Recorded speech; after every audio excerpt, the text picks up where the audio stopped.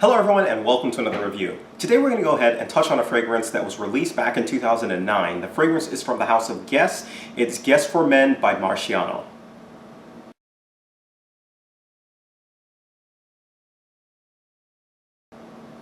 Now, I know this fragrance is, or says that it was released in 2009, but I could have sworn that I came across this fragrance before that. Now, it could have been a previous version of Guess that I'm confusing myself with, but you know, that's what it is. So the fragrance is available in two main sizes, a 3.4 and a 1.7. Both of the fragrances you can find heavily discounted. They retail for roughly 60-ish, but now you can find them as low as, like I saw, $11 for the scent. So it is a heavily discounted scent. Also, it is a heavily copied scent. So if you are going to get it from a discounted site, try and get it from one that you are sure will be, you know, the authentic kind of site. All right? So let's go ahead and get into the actual notes of the fragrance. Notes of the fragrance are listed on screen. Biggest takeaway, you spray this and you immediately get a very fresh scent that has a little bit of a spicy undertone. As the fragrance begins to develop, it begins to become a little bit more spicy. So you start to get a little bit more of the leather notes, you start to get a little bit more of the spices that come in, and the citrus kind of dies down and starts moving back towards the, towards the end of the fragrance. So you're left with a very soft, spicy, leathery scent, which is absolutely beautiful. It actually comes off pretty well. This fragrance did surprise me. I wasn't expecting much when I was trying this, but as I kept putting it on, kept wearing it, I was like, man, this is doing it for me. This is actually pretty nice. There is a fragrance that this reminds me of. Two fragrances, actually. One is one of the Dunhill fragrances, and the other is Tim McGraw's Southern Blend.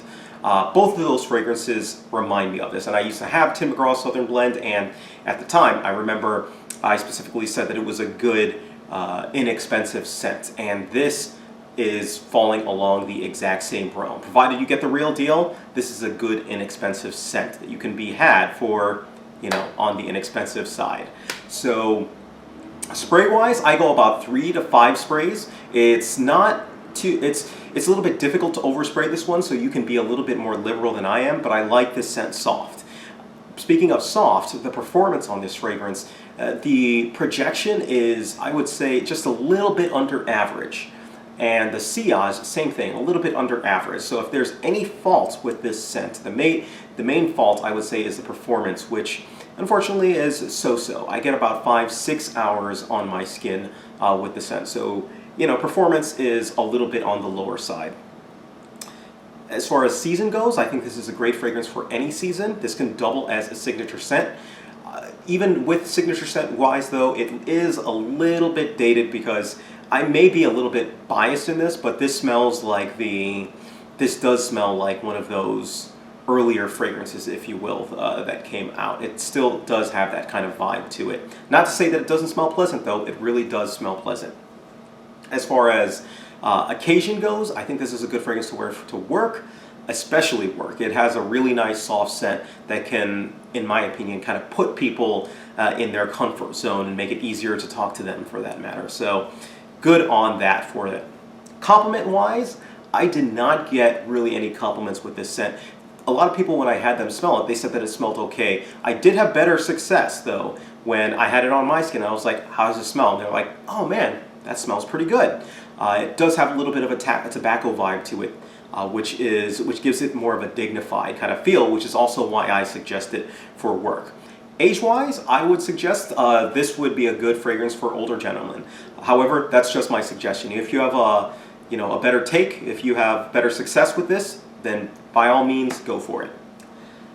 And that's pretty much it. So if I'm going to go ahead and give this fragrance a rating, I give this fragrance a rating a solid 3 out of 5 stars. At the end of the day, this is a good fragrance that I think is a good addition to somebody's collection. If you're looking for a fragrance that has leather undertone, that's a soft leather, tobacco-y, spicy type of a scent, then this is the type of scent that you want to look for. If you're looking for something that's softer that you can wear to work, look for this one. It's not going to be the biggest compliment getter, but you will smell nice with this fragrance, and it's very hard to overspray it. So it does have those things going for it.